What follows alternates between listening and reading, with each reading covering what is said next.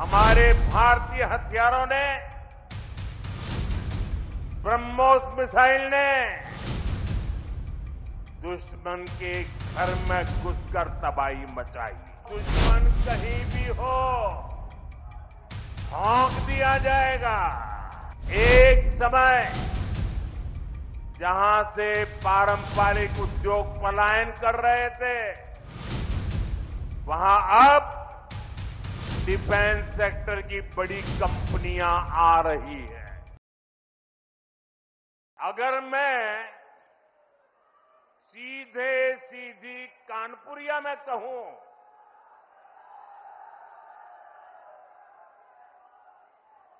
तो दुश्मन कहीं भी हो, भौंक दिया जाएगा।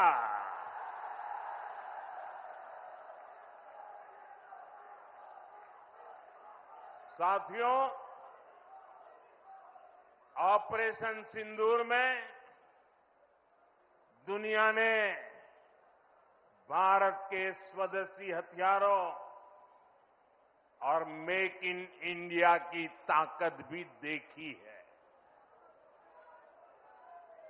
हमारे भारतीय हथियारों ने, ब्रह्मोस मिसाइल ने दुश्मन के घर में घुसकर तबाही मचाई। जहां टारगेट तय किया, वहां धमाके किए। ये ताकत हमें आत्मनिर्भर भारत के संकल्प से मिली है। एक समय था जब भारत अपनी सैन्य जरूरतों के लिए, अपनी रक्षा के लिए दूसरे देशों पर निर्भर था। हमने उन हालातों को बदलने की शुरुआत की। भारत अपनी रक्षा जरूरतों के लिए आत्मनिर्भर हो, ये हमारी अर्थव्यवस्था के लिए तो जरूरी है ही, ये देश के आत्मसम्मान के लिए भी उतना ही जरूरी है। इसलिए हमने देश को उस निर्भरता से आजादी दिलाने के लिए आत्मनिर्भर भारत अभियान चलाया। और ये पूरे यूपी के लिए गर्व की बात है, वो डिफेंस सेक्टर में आत्मनिर्भरता में बड़ी भूमिका निभा रहा है। जैसे कानपुर में पुरानी ऑर्डिनेंस फैक्ट्री है, वैसी 7 ऑर्डिनेंस फैक्ट्रियों को हमने बड़ी आधुनिक कंपनियों में बदल दिया है। आज यूपी में देश का बड़ा डिफेंस कॉरिडोर बन रहा है। इस कॉरिडोर का कानपुर नोड रक्षा क्षेत्र में आत्मनिर्भर भारत का बड़ा केंद्र है। साथियों, एक समय जहां से पारंपरिक उद्योग पलायन कर रहे थे, वहां अब डिफेंस सेक्टर की बड़ी कंपनियां आ रही है। यहां पास में ही अमेठी में AK-203 राइफल का निर्माण शुरू हो चुका है। ऑपरेशन सिंदूर में जिस ब्रह्मोस मिसाइल ने दुश्मनों को सोने नहीं दिया, उस ब्रह्मोस मिसाइल का भी नया पता है उत्तर प्रदेश। भविष्य में कानपुर और यूपी भारत को डिफेंस का बड़ा एक्सपोर्टर बनाने में सबसे आगे रहेंगे। यहां नई फैक्ट्रियां लगेंगी, यहां बड़े पैमाने पर निवेश आएगा।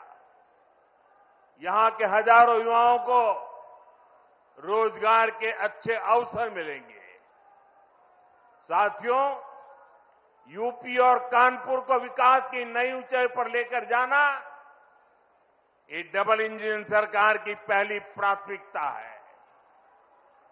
ये तभी होगा जब यहां पर उद्योगों को बढ़ावा मिलेगा, जब कानपुर का पुराना गौरव फिर से लौटेगा। लेकिन भाइयों बहनों, पिछली सरकारों ने आधुनिक उद्योगों की इन जरूरतों को नजरअंदाज करके रखा था। कानपुर से उद्योगों का पलायन होता गया। परिवारवादी सरकारें आंख बंद करके बैठी रही। नतीजा ये हुआ कि केवल कानपुर ही नहीं, पूरा यूपी पीछे हो गया। भाइयों बहनों, राज्य की औद्योगिक प्रगति के लिए दो सबसे जरूरी शर्तें हैं।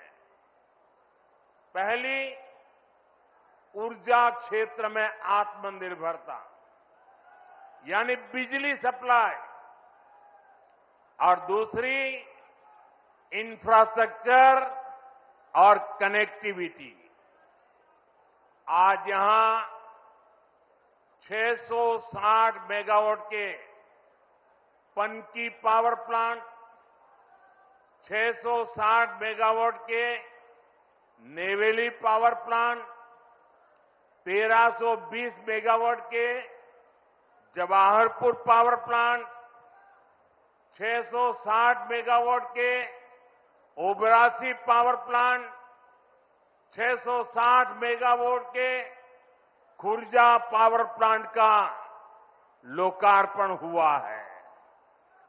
ये यूपी की ऊर्जा जरूरतों को पूरा करने के लिए बहुत बड़ा कदम है। इन पावर प्लांट्स के बाद यूपी में बिजली की उपलब्धता और बढ़ेगी। इससे यहां के उद्योगों को भी गति मिलेगी। आज 47,000 करोड़ रुपए से अधिक की लागत के कई और विकास कार्यों का लोकार्पण और शिलान्यास भी किया गया है। यहां बुजुर्गों को मुफ्त इलाज के लिए आयुष्मान वय वंदना कार्ड भी दिए गए हैं। अन्य योजनाओं के लाभार्थियों को भी मदद दी गई है। ये योजनाएं, ये विकास कार्य कानपुर और यूपी की प्रगति के लिए हमारे कमिटमेंट को दिखाते हैं। साथियों, आज केंद्र और प्रदेश की सरकार आधुनिक और विकसित यूपी के निर्माण के लिए काम कर रहे हैं।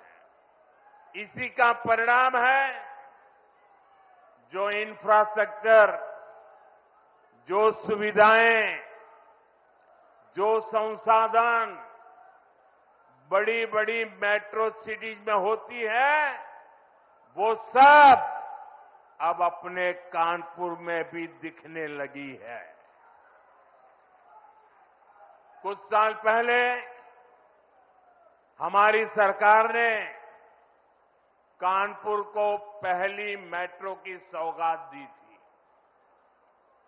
अब आज कानपुर मेट्रो की ऑरेंज लाइन कानपुर सेंट्रल तक पहुंच गई है। पहले एलिवेटेड और अब अंडरग्राउंड, इस तरह का मेट्रो नेटवर्क कानपुर के महत्वपूर्ण इलाकों को जोड़ रहा है। कानपुर मेट्रो का ये विस्तार ये कोई साधारण प्रोजेक्ट नहीं है। कानपुर मेट्रो इस बात का सबूत है, अगर सही इरादों, मजबूत इच्छा शक्ति और नेक नियत वाली सरकार हो तो देश के विकास के लिए, प्रदेश के विकास के लिए कैसे ईमानदारी से प्रयास होते हैं। आप याद करिए,